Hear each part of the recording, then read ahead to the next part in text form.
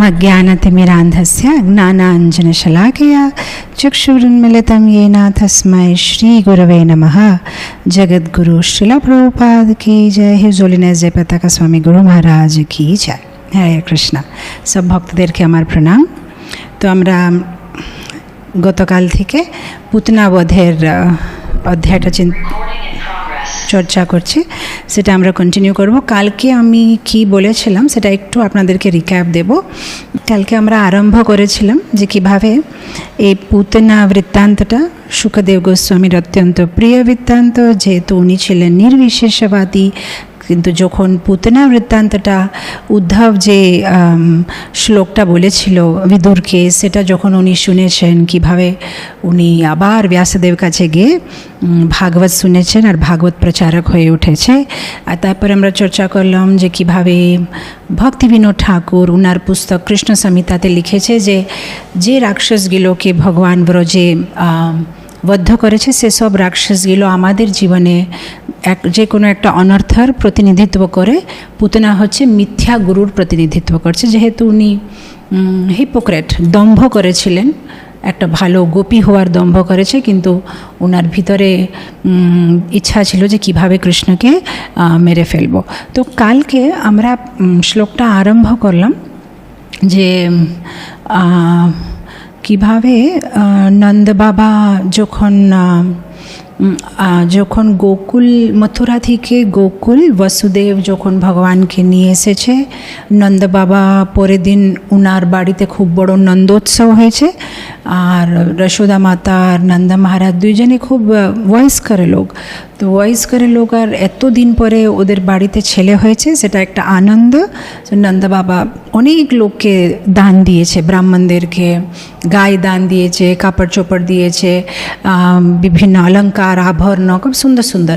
এখানে খুব সুন্দর একটা পরপটে শিলা প্রভুপাদ বলছে যে দান দিয়েছে আর মান দিয়েছে। দান আর মান, মানে দানে দিয়েছে আর যাকে দান দিয়েছে তাকে মান দিয়েছে। এটা খুব ইম্পর্টেন্ট। অনেক সময় আমরা দান দিই, কিন্তু দান দেওয়ার সময় আমাদের মনোভাব থাকে যে আমি দান দিয়েছি, আমি বড়, এ ছোট।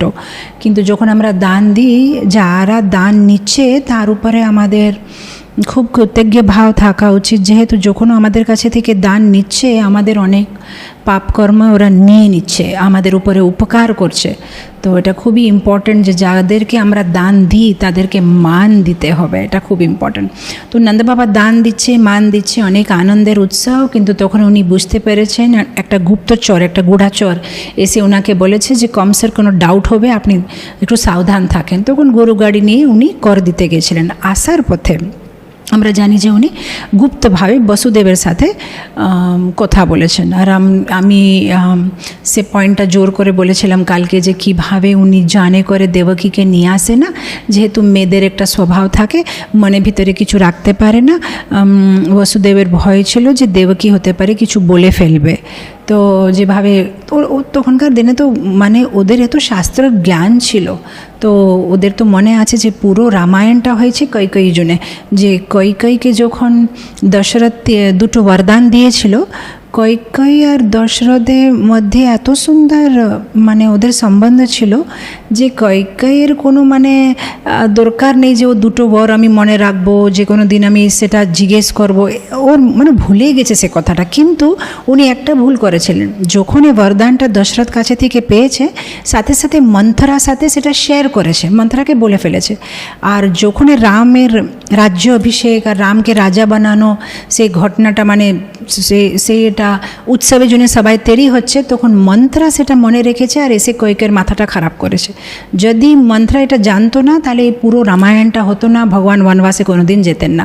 তো একটা স্ত্রী যে মনে ভিতরে সে কথা রাখতে পারছে না, পেটে কথা রাখতে পারছে না, তার জন্যে পুরো রামায়ণ হয়েছে। তো এরকম বসুদেব জানে, সেজন্য উনি দেবকীকে নিয়ে আসে না।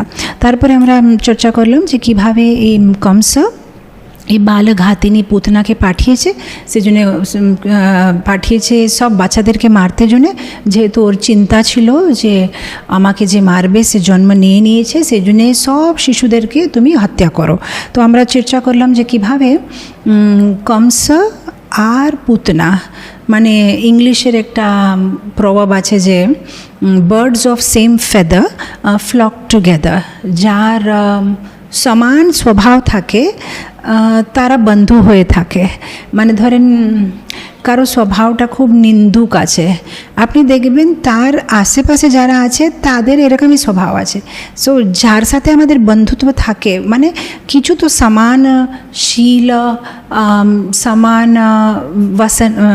ব্যসন, মানে মনুস্মৃতিতে বলছে যে বন্ধুত্ব কার সাথে হয়, যদি আপনাদের কিছু সমান আছে, হতে পারে আপনারা মানে সমান ঐশ্বর্য আছে, ধন পয়সা, কিংবা সমান স্বভাব আছে, কিংবা সমান যে কিছু হবি, ওর গান কীর্তন ভাল লাগে, আমার কীর্তন ভাল লাগে, এরকম কিছু একটা সমান কিছু থাকলেই তো বন্ধুত্ব হয়। তো কংস আর পুতনা দুইজনই বদমাশ আছে, সেজন্যই ওদের বন্ধুত্ব আছে। পুতনায় হচ্ছে বালঘাতিনী আর কংসায় হচ্ছে বালঘাতিনী। কেন? পুতনায় ছোটো বাচ্চাকে মারতো আর কংস তো ছোটো বাচ্চাকে মেরেছে। ও তো দেবকীর 6টা বাচ্চাকে মানে তুলে দেওয়ালের উপরে ফেলে ফেলে মেরেছে, 6 জনকে মেরেছে। তো দুইজনে একই স্বভাব। সেই জন্যই তো ইংলিশে একটা কাহাওয়াত আছে যে যদি আপনি কারো ব্যাপারে জানতে চান যে এই লোকটা কীরকম, তাকে গিয়ে জিজ্ঞেস করবেন না, তার বন্ধুকে জেনে নিন, তাহলে আপনি বুঝে যাবেন যে লোকটা কীরকম। যে যেরকম থাকে তার বন্ধু সেরকমই থাকে। আমরা মন্দিরে তো দেখি যে যখন একটা মন্দিরে একটা কমিউনিটির ভিতরে আমরা থাকি, যে ভক্তদের যেরকম স্বভাব থাকে সেরকম ভক্তের উপরে আকর্ষণ হবে। যে আমি দেখেছি আমাদের নিজে মন্দিরে আমি দেখেছি, আমাদের কাছে মানে কিছু বর্ষের আগে একটা ব্রহ্মচারী ছিল, মানে ওই সবসময় মানে ওর কি একটা অভ্যাস, নিন্দা করার অভ্যাস। মানে কিছু মন্দিরে ভালো হলেও সে শুধু নিন্দা করবে। তাকে যদি কেউ বলবে প্রভু আজকে পনির সবজিটা ভালো হয়েছে না, বলবে কি ভালো, আমি তো শুধু 2টো পনির টুকরা পেলাম, এটা কি ভালো হলো। প্রভু আজকে আমরা অন্নদান করে আসলাম, আমরা সবাইকে মানে গরিব লোককে ছাঁচ খাইয়ে আসলাম, কি ছাঁচ খাওয়ালে, দইটা তো তিতা ছিল, ভালো ছিল না, খাট্টা দই ছিল।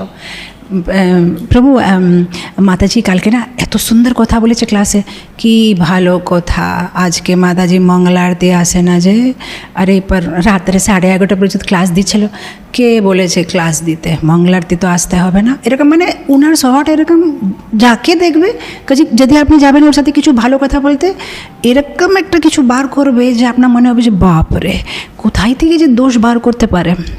তো এরকম একটা স্বভাব। আর আমি নিজে এটা এক্সপিরিয়েন্স করে দেখেছি যে আমাদের কংগ্রিগেশনের মধ্যে সানডে যারা আসে, যাদের সেই নিন্দুক স্বভাব আছে না, তারা পক্কা প্রসাদের সময় প্লেট নিয়ে সেই ব্রহ্মচারীর সাথে কথা বলবে। আর যাদের স্বভাবটা নিন্দুক না, যারা সবসময় সবার ভিতরে ভালো দেখে, তারা তার সাথে কথা বলতে পারবে না, তারা আলাদা করে যাবে। তো মানে যে যেরকম থাকবে সেরকমই আকর্ষিত হবে। আপনি দেখবেন মন্দিরেও 2 রকম একটা, প্রত্যেকটা মন্দিরে মানে আমাদের মন্দিরে প্রত্যেকটা মন্দিরে আপনি দেখবেন 2 রকমের ভক্ত থাকবে। একটা যে সব কিছু জানে, একটা যে কিছুই জানে না। সব কিছু জানে মানে কার কাছ থেকে কে কী বলেছে, কে কখন কি করেছে, সব জ্ঞান থাকে। আমি যদি আমি কোথাও যাই, অস্ট্রেলিয়া কিংবা আমেরিকা, যেখানে আমি যাই যে 10-15 দিন মন্দিরে নেই, কিছু চিন্তা করার দরকার নেই। 15 দিন পরে যদি ও ভক্তকে ডেকে জিজ্ঞেস করে নেব কী হয়েছে, ও সঠিক বলে দেবে, এরকম বলেছিল, ও এরকম করেছে, এই আসেনি আরতিতে, এইরকম ড্রেস করে, পুরো।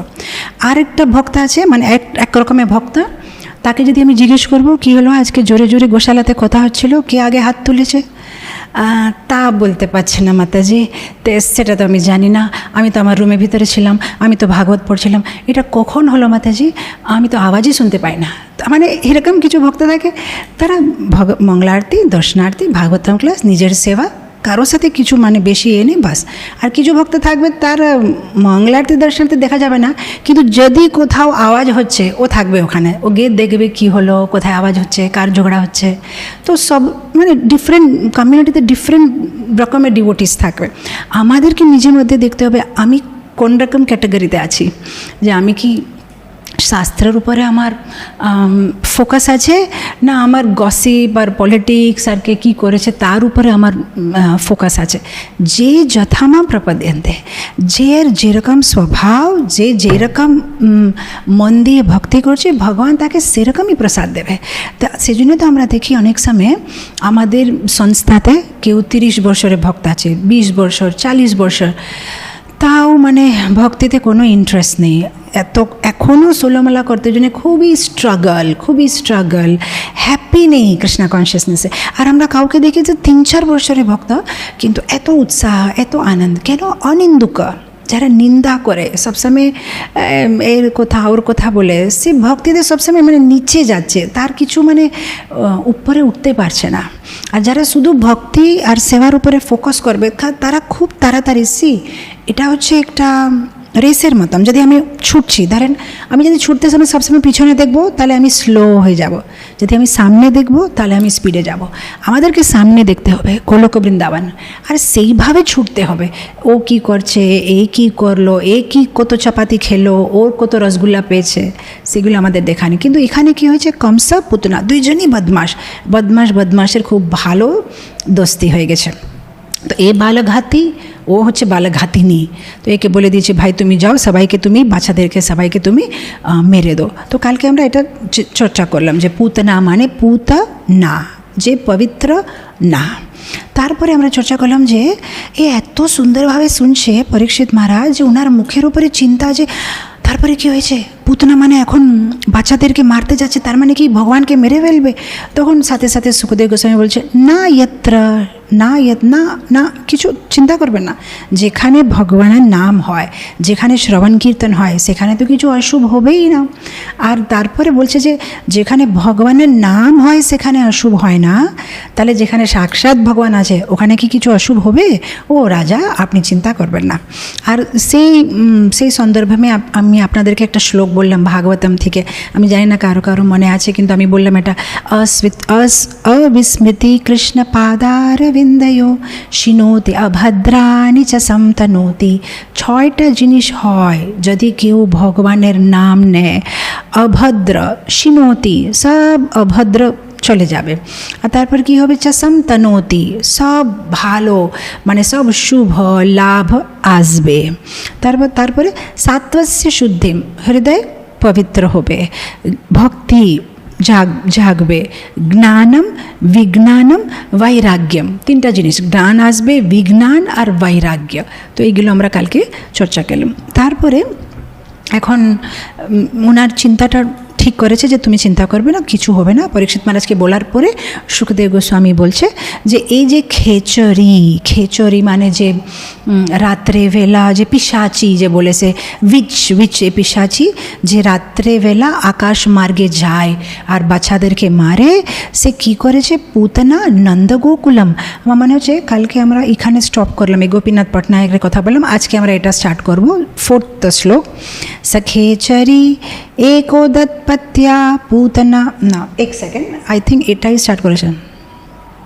সে খেচরি একোদপত্যা পুতনানন্দ গোকুলম योषित्वा मय आत्मानां प्रविशात কামচারিণী, কারেক্ট, এখানে আমরা কালকে স্টপ করেছিলাম। যে সে খেচরি যাকে কংস বলেছে যে তুমি যাও বাচ্চাদেরকে মেরে ফেলো, সেই খেচরি ঢুকে গেছে কোথায়, নন্দগোকুলম, নন্দ মহারাজের যে গোকুল, সেখানে সে খেচরি ঢুকে গেছে। আর তারপরে লাইনে বলছে योषित्वा मय आत्मा नाम, নিজেকে योषित्वा একটা সুন্দরীর মতন সাজিয়েছে। এটা খুব ইম্পর্ট্যান্ট পয়েন্ট। উনি কি সুন্দরী ছিলেন? না, সুন্দরীভাবে সাজিয়েছে। কিসের জন্যে? ঠাগাতে জন্যে। যখন আমি এই পয়েন্টটা পড়ছিলাম, আমার মানে একটা আসলো যে আমরা যখন নন্দগোকুলমে যাই, আমরা যখন বৃন্দাবন যাই, আমি মাঝে মাঝে দেখি আমাদের কংগ্রিগেশনে মাতাজিরা, যেই আমরা বৃন্দাবন যাব না, এখানে আলাদা রকম কাপড় পরে, মানে শাড়ি এরকম সব পরবে।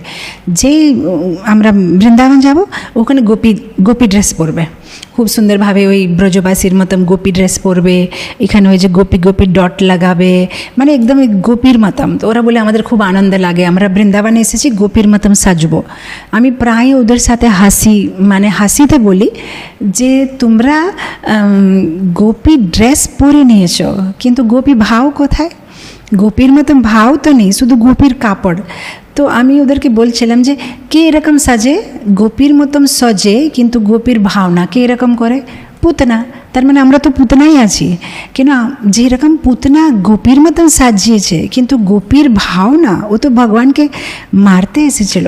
তো আমরাই যখন বৃন্দাবন যাই আমরা গোপীর মতন সাজছি, মানে লুই বাজার থেকে 700 টাকা 800 টাকা গোপী ড্রেস পরে নিলাম, কিন্তু গোপীর ভাও নেই, পুতনার মতনই আছে। আমাদের ভাব আছে কীভাবে কৃষ্ণ থেকে চাই নেব সব কিছু, যে আমি বৃন্দাবন যাত্রাতে আসলাম, বৃন্দাবনে 64 রাউন্ডস করলাম, গোবর্ধন পরিক্রমা করেছি, যাত্রা করেছি, অনেক পুণ্য অর্জন করেছি, ভগবান আমাকে এটা দো এটা দো এটা দো এটা দো।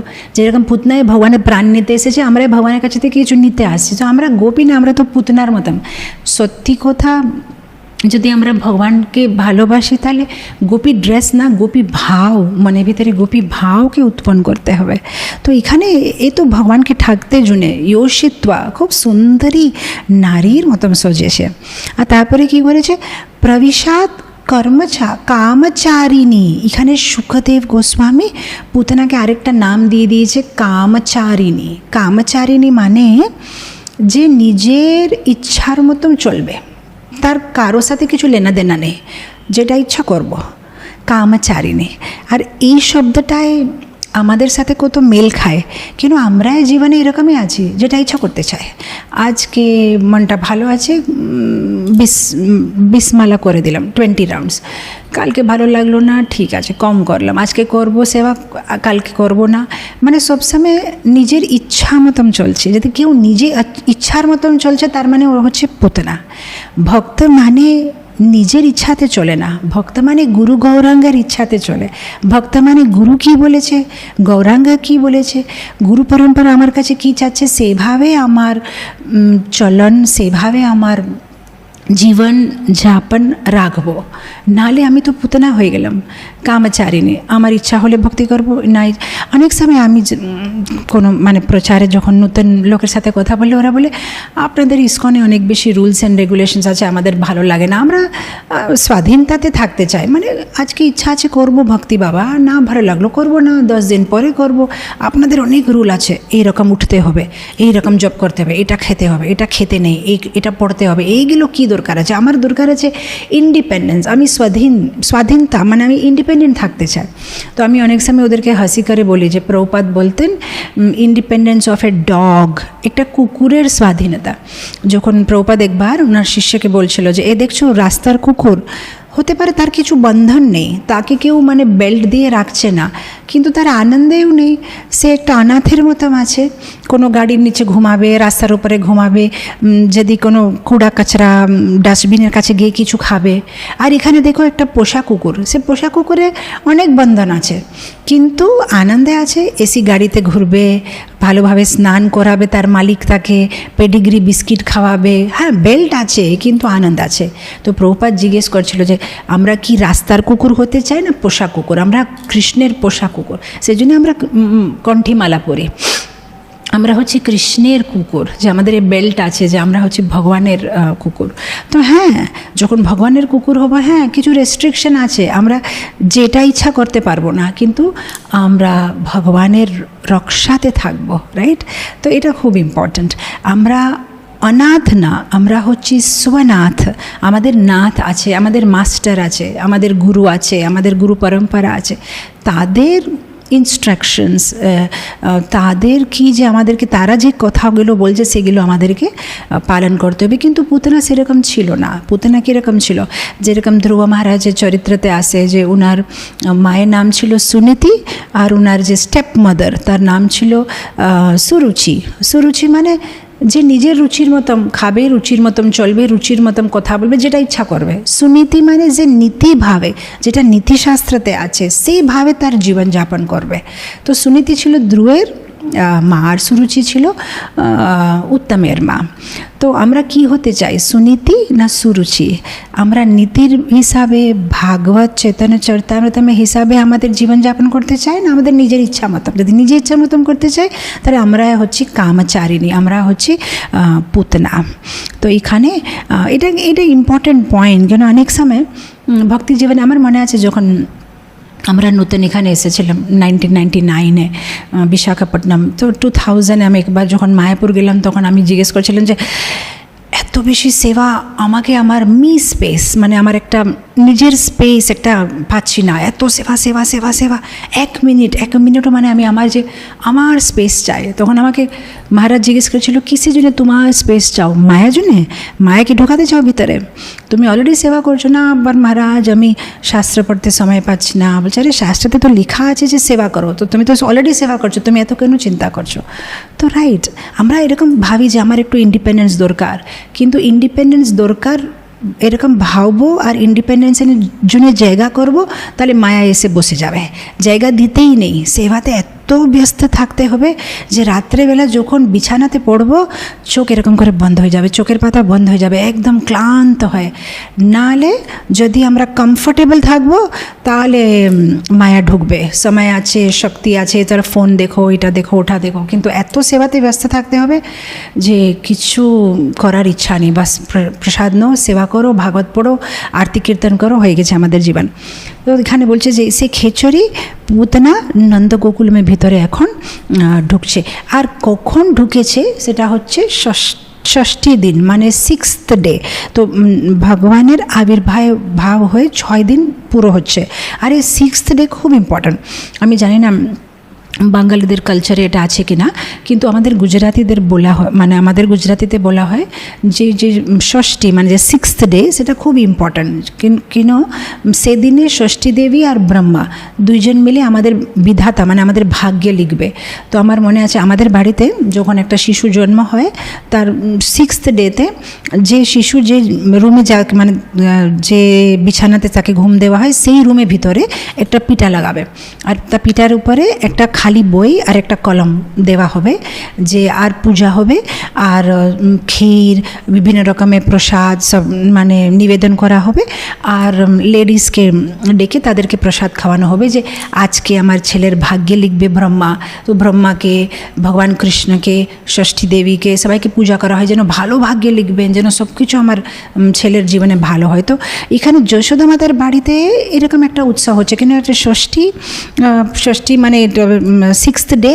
তো মানে সবাই খুব আনন্দে আছে যে আজকে যে বিধাতা কৃষ্ণের ভাগ্যে লিখবে। আর পুতনা মনে মনে ভাবছে, ও আজকে 6th ডে, আমি লিখবো তোমার ভাগ্য, তোমার জীবনটাই আমি শেষ করে দেব। তো সেরকম মনের মধ্যে করে সে নন্দগোকুলের ভিতরে ঢুকছে। তো আমাদের আচার্য একজন আছে বল্লভাচার্য, উনি বলছেন যে জ্যোতিষশাস্ত্র অনুসারে যে ঘটিকা মানে যে সময়ে পুতনা নন্দগোকুলের ভিতরে ঢুকেছিল, নন্দ বাবার বাড়ির ভিতরে ঢুকেছিল, সেটা ছিল অশ্লেষ নক্ষত্র, মৃত্যু যোগ, বিষঘটিকা। একদম এইরকম একটা খারাপ যোগ ছিল যে মৃত্যু নিশ্চয় ছিল। ঘটিকা মানে 24 মিনিট, সো সেই 24 মিনিট ছিল বিষঘটিকা, মানে 100% মৃত্যু হওয়ার সব রকমের চান্স ছিল। অশ্লেষ নক্ষত্র আর মানে এইভাবে মানে প্ল্যানেটসের একটা অ্যারেঞ্জমেন্ট ছিল যে 100% মৃত্যু হবে। তো হ্যাঁ, মৃত্যু হয়েছে, জ্যোতিষশাস্ত্রে কোনো দিন ভুল হয় না, মৃত্যু হয়েছে। কিন্তু কার মৃত্যু হয়েছে? পুতনার মৃত্যু হয়েছে। আর পুতনা ভাবছিল যে আমি এত সুন্দর একটা নক্ষত্রের ভিতরে মানে আমি ঢুকছি বিষঘটিকা, যে পাক্কা মৃত্যু হবে, কৃষ্ণের মৃত্যু হবে, কিন্তু উল্টা হয়ে গেছে আর পুতনার মৃত্যু হয়ে গেছে। তো আপনি এক জিনিস দেখবেন, মানে যে প্রতিবারে ভগবান অবতার নিলে সর্বপ্রথম একটা স্ত্রীকেই মারবে। আমরা দেখি রাম অবতারে প্রথম রাক্ষস যেটা ভগবান মেরেছে সে ছিল একটা স্ত্রী, তাড়কা।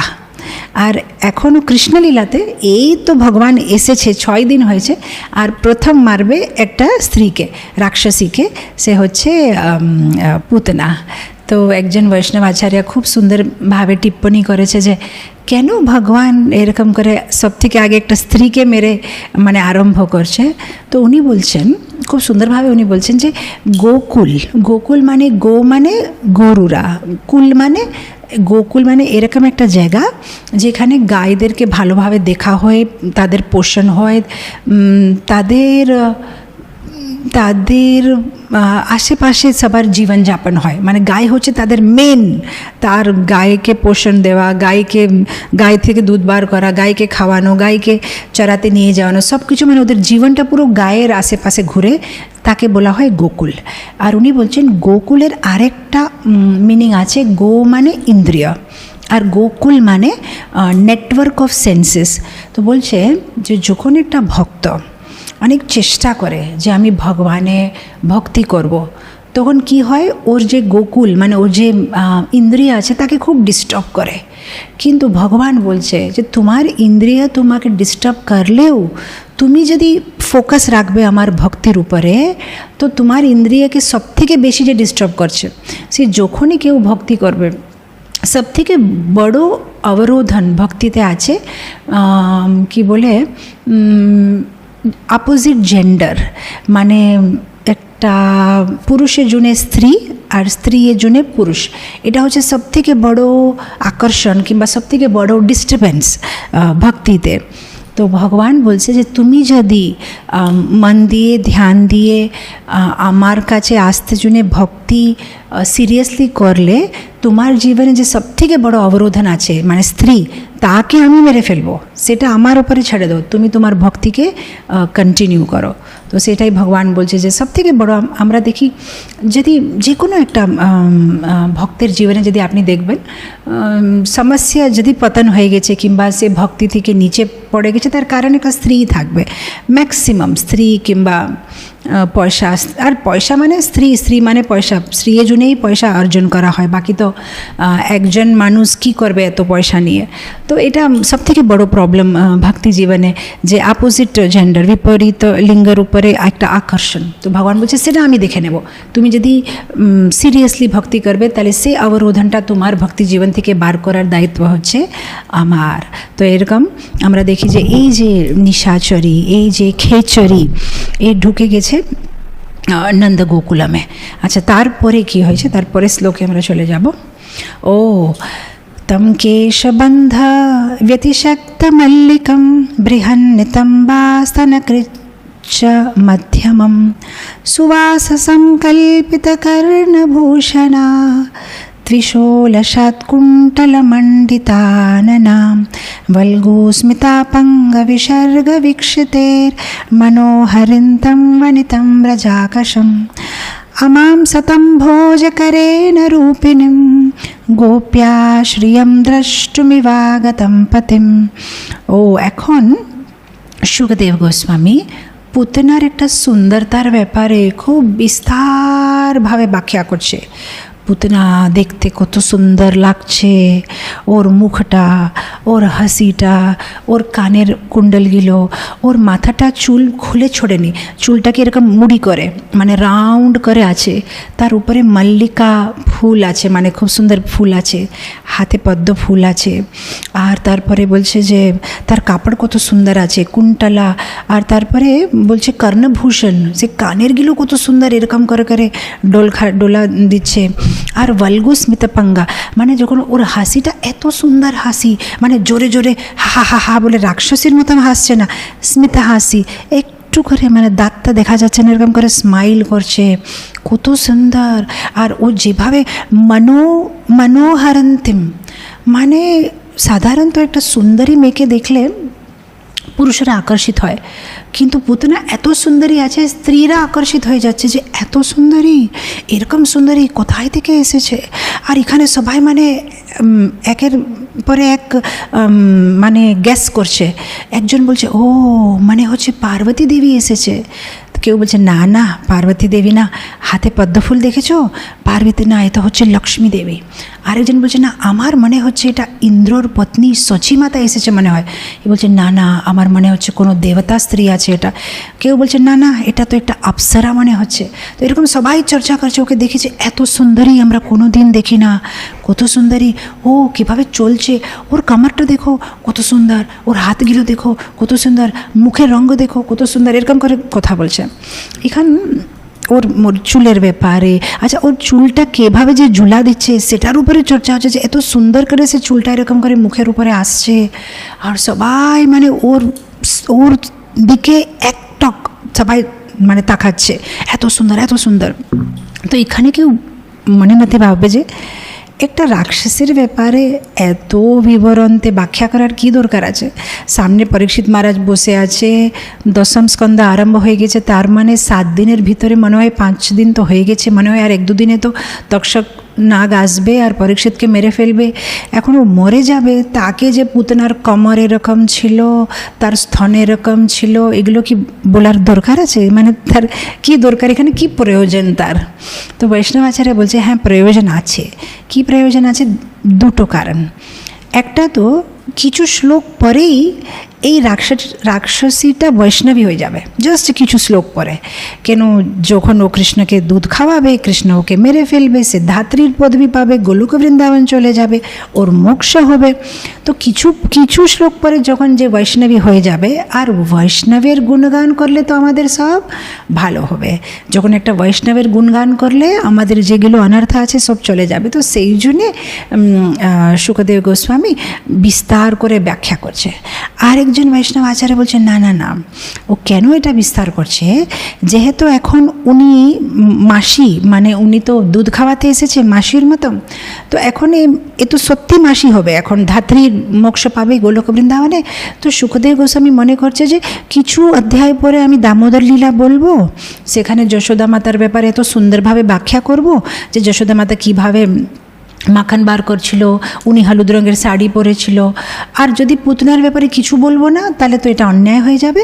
যশোদা আর পুতনা দুইজন তো, একজন হচ্ছে মা, একজন হচ্ছে মাসি, তো দুইজনের ব্যাপারে একটু ভালোভাবে বোঝাতে হবে না? এটা অন্যায় হবে যে আমি যশোদা মাতার ব্যাপারে বলবো আর এর ব্যাপারে বলবো না। তো সেজন্য বিস্তার করে বলছে। আরেকজন বলছে বৈষ্ণবাচার্য খুব সুন্দর, বলছে যে কেন এত সুন্দরভাবে বিস্তার করেছে? কেন কিছু শ্লোক পরে সে যখন কৃষ্ণ তার দুধ খাবে, যখন কৃষ্ণর সাথে তার টাচ মানে হবে, তখন তার নিজ রূপ বেরিয়ে আসবে, রাক্ষসী রূপ। যেখানে শুকদেব গোস্বামী বলবে ওর নাক হচ্ছে গুফার মতন, ওর চুল হচ্ছে কপারের ওয়ার মতন, ওর হাতগুলো বড় পাহাড়ের মতন, এরকম সব কিছু বলবে। তো এখানে আমাদেরকে মানে আপনি দেখবেন না সাধারণ এই ইউটিউবে অ্যাডভার্টাইজমেন্ট আসে না, বিফোর আফটার, যে ট্রিটমেন্ট নেওয়ার আগে মাথাতে কিছু চুল ছিল না, আমাদের মেডিসিন খাওয়ার পরে দেখো কত চুল এসে গেছে, মানে একটা ফটো তার আগে একটা ফটো পরে। আমাদের মেডিসিন খাওয়ার পরে দেখেন কত বড় বড় চুল এসে গেছে, আমাদের তেল ইউজ করলে এত বড় বড় চুল এসেছে। তো এইরকম শুকদেব গোস্বামী বলছে যে দেখো এখানে ও কীরকম ছিল, দম্ভতে ভর্তি, এত দম্ভ এত দম্ভ। সুন্দরী হয়েছে, সুন্দরী নেই কিন্তু সুন্দরী মতন সাজিয়েছে, কত দম্ভ। কিন্তু যখনই কৃষ্ণের সম্পর্কে এসেছে সব দম্ভ চলে নিজের রূপে এসে গেছে। এরকম আমাদের ভক্তি জীবনে যখন আমরা শুদ্ধ ভক্তি করব, ভগবানের নামে সম্পর্কে আসব, ভগবানের ভক্তি করব, তখন আমাদের দম্ভটা চলে যাবে। আমরা যেটা আছি আমাদের নিজ রূপে আমরা চলে আসবো। আর নিজ রূপ আমাদের হচ্ছে আমরা তো হচ্ছি ভগবানের অংশ, পার্ট অ্যান্ড পার্সেল। তো আমাদের যে নিজ রূপ আছে সেটা তো খুব সুন্দর রূপ আছে। এখন আমরা একটা ভৌতিক রূপ ধরেছি, আমরা এখন ভৌতিক অনর্থের সাথে আমরা মানে জুড়ে আমাদেরকে একটা আমরা রাক্ষসের মতন লাগছে। কিন্তু ভগবানের সাথে যখন আমরা জুড়বো তখন আমরা নিজের রূপ, আমাদের নিজের রূপে আমরা চলে আসব। তো এখানে খুব সুন্দর এটা যে পুতনা কত মাস্ক পরেছে, আর আমরা তো পুতনার মতনই আছি, আমরা তো কত মাস্ক পরছি, কি বলে ওটাকে মুখোশ। 3টা মুখোশ আছে আমাদের, একটা যেটা বাইরের জগতের সবাই জানে, একটা শুধু আমাদের পরিবার জানে, একটা শুধু পরমাত্মা জানে আমরা কীরকম আছি, কেউ জানে না। কিন্তু যখন আমাদের জীবনে 3টা মুখোশ একটা হয়ে যাবে, যখন এই 3টা বাইরের জগতের লোকেরা, পরিবারের লোকেরা, পরমাত্মা 3টা যখন এক হয়ে যাবে, দম্ভ চলে যাবে, তখন আমাদের ভক্তি জীবন আরম্ভ হবে, শেষ হবে না, আরম্ভ হবে। আমরা হতে পারে ভাবি যে হ্যাঁ তখন আমার ভক্তি পরিপক্ক, না না, তখন ভক্তি আরম্ভ হবে। এখন তো আমরা ভক্তি আরম্ভই হয় না, এখন দম্ভই আছে। কিন্তু যখন সব মুখোশ বার করে দেব তখন শুদ্ধ ভক্তি আরম্ভ হবে। তো এখানে খুব সুন্দরভাবে মানে পুতনার একটা পুতনা এরকম দেখতে লাগছে, পুতনা এরকম দেখতে লাগছে, ওর চোখের পাতা এরকম, ও এরকম, খুব সুন্দরভাবে। আর যখন আমরা এইসব মানে ভাগবতমে আপনি দেখবেন যাদের সুন্দরতার ব্যাপারে অনেকবার আপনি দেখবেন ভাগবতমের বিভিন্ন অধ্যায়গুলোতে কোনো একটা সুন্দরতার ব্যাপারে ব্যাখ্যা করা হয়, সেটা আমাদের জন্য ভালো। আমাদের হৃদয়ের ভিতরে যে কামবাসনা আছে সে সব মরে যাবে যখন ভাগবতের শ্লোকে গোপীদের ব্যাপারে, রাধারানীর ব্যাপারে, যশোদা মাতার ব্যাপারে, এদের ব্যাপারে তাদের সুন্দরতা, তারা কীরকম দেখতে, এগুলো শুনলে আমাদের ভিতরে যে কাম আছে সেসব নাশ হয়ে যাবে। সেজন্য এগুলো ভাগবতে যেটাই আছে সেটা ইম্পর্ট্যান্ট। আমাদের কোনো দিন ভাবতে নেই যে এটা ভালো।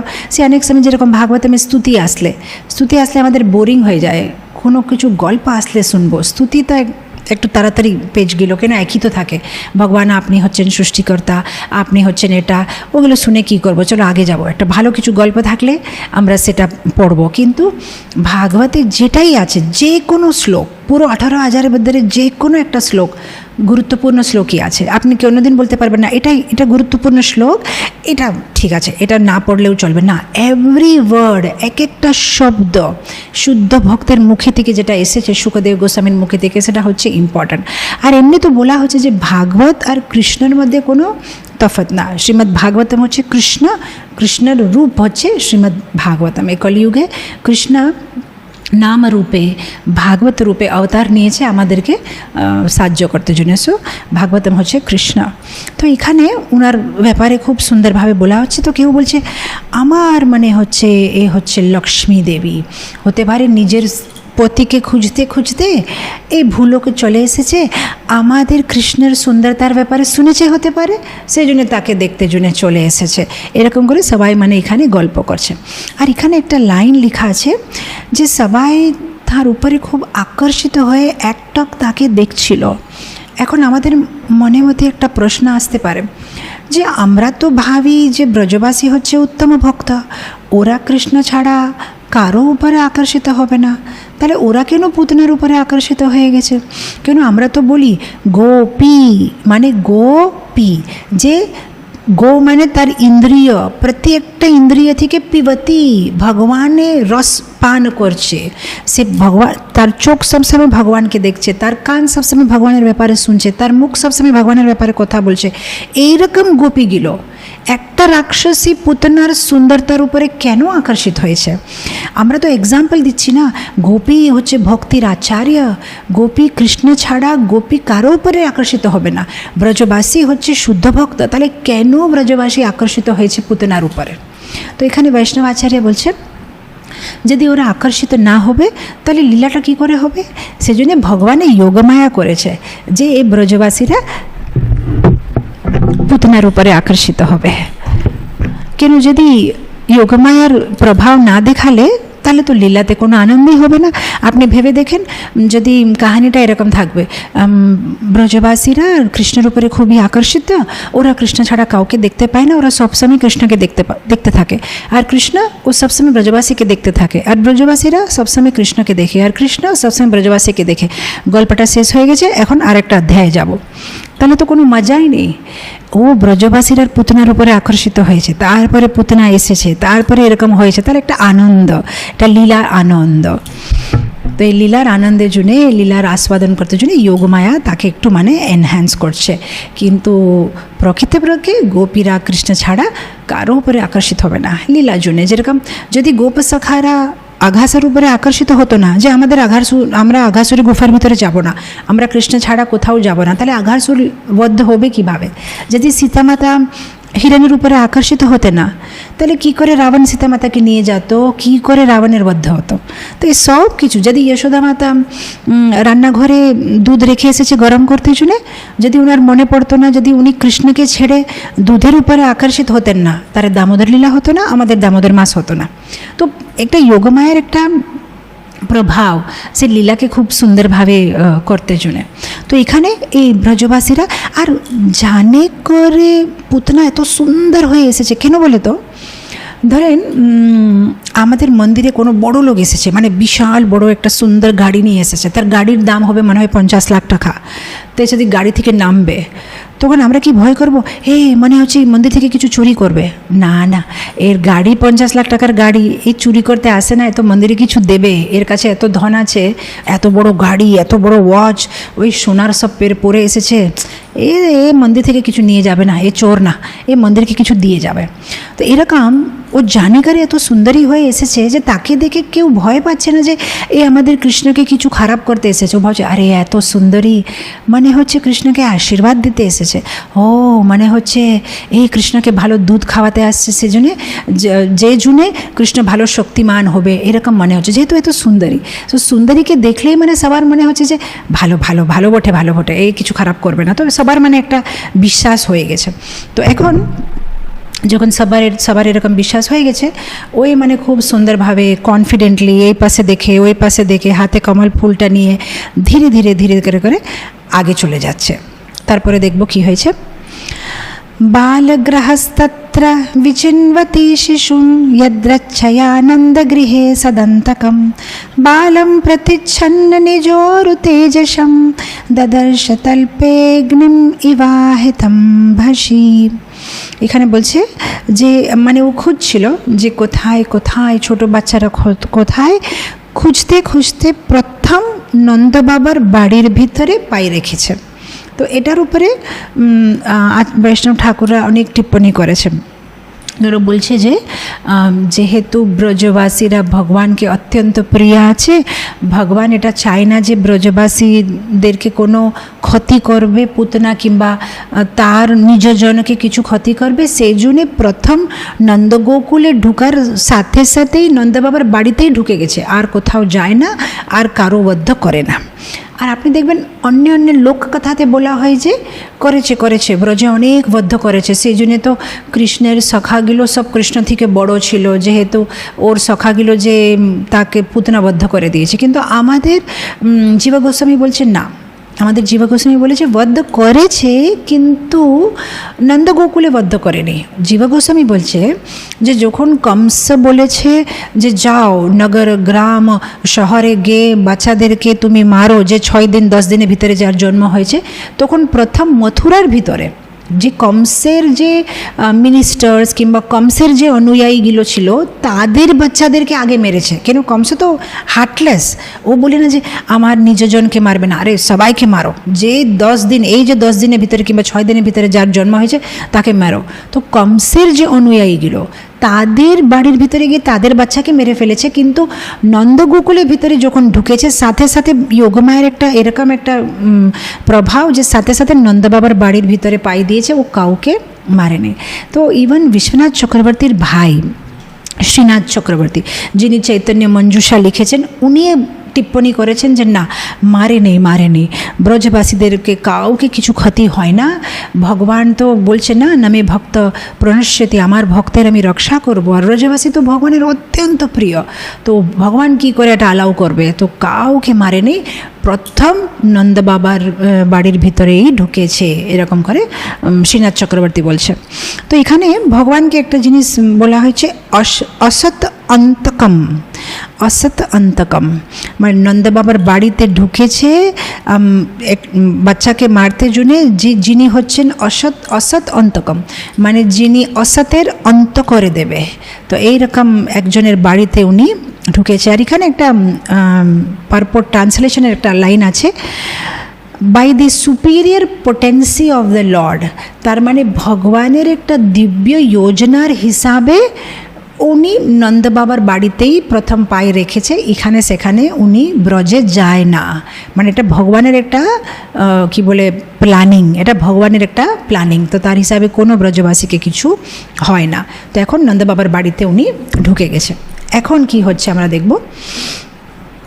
विभुद्यतं बालकमारिकाग्रहं चराचरात्मा सनिमीलिते क्षणा अनन्तमरोपयादङ्कम् अन्तकं यथोरगं सुप्तमबुद्धिरजूधि।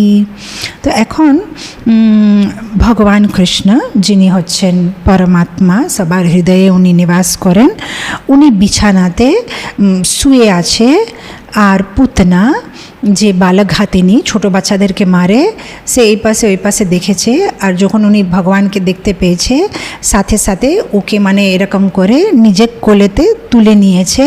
আর এখানে সুখদেব গোস্বামী বলছে পুতনা কী করেছে, যেরকম একটা মূর্খ একটা বুদ্ধিহীন লোক একটা সাপকে নিয়ে ভাবে এটা তো রশ্মি, এটা তো দৌড়ি, এ তো কিছু হবে না, এরকম করে সাপকে কোলে বসাবে, এরকমই মূর্খ পুতনা মানে ভগবানকে যে তার হত্যা করবে সে ভাবছে আমি তার হত্যা করব ভেবে তাকে কোলে তুলে নিয়েছে। যখনই তাকে কোলে তুলেছে সে সাথে সাথে ভগবান কি করেছে, উনার চোখটা বন্ধ করে দিয়েছে। তো এখন পর্যন্ত ভগবান এই পাশে ওই পাশে ওনার চোখটা মানে কি বলে হিলমিল করছিল, সুন্দর চোখটা, কিন্তু যেই পুতনা নিয়েছে সে চোখ বন্ধ করে দিয়েছে। এখন এখান থেকে আরম্ভ হচ্ছে একটা খুব সুন্দর টিপ্পণীগুলো, যে আমাদের জীব গোস্বামী 3টা কারণ দিয়েছে কেন ভগবান চোখ বন্ধ করেছে। বলদেব বিদ্যাভূষণ এক কারণ দিয়েছে কেন ভগবান চোখ বন্ধ করেছে। বিশ্বনাথ চক্রবর্তী 5টা কারণ দিয়েছে কেন ভগবান চোখ বন্ধ করেছে। আর হরিশৌরী উনি 15টা কারণ দিয়েছে কেন ভগবান চোখ বন্ধ। এরকম মানে এটা একটা এত সুন্দর যে আর 2-3 দিন আমরা শুধু এটা চর্চা করলেই হয়ে যাবে। মানে পুতনা যখন ভগবানকে কোলে নিয়েছে তখন ভগবান কেন চোখ বন্ধ করেছে, বিভিন্ন পরম্পরাতে বিভিন্ন আচার্যগুলো তার ব্যাপারে খুব সুন্দরভাবে চর্চা করেছে যে ভগবান চোখ কেন বন্ধ করলো। তো আমরা প্রথম বিভিন্ন আচার্যদের নেব।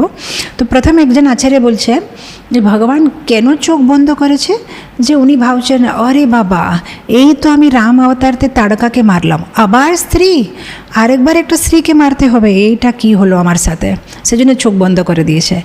আরেকজন বৈষ্ণব আচার্য বলছে উনি মনে মধ্যে ভাবছে যে আমি ক্ষীর সমুদ্রকে ছেড়ে আসলাম, আমি ভাবলাম এরা ব্রজবাসীরা ভালো ভক্ত, আমাকে কিছু মাখন মিশ্রি খাওয়াবে, এই তো এসে 6 দিন হয় না বিষ খাওয়াচ্ছে আমাকে, এটা কীরকম, সেই জন্য চোখ বন্ধ করে দিয়েছে।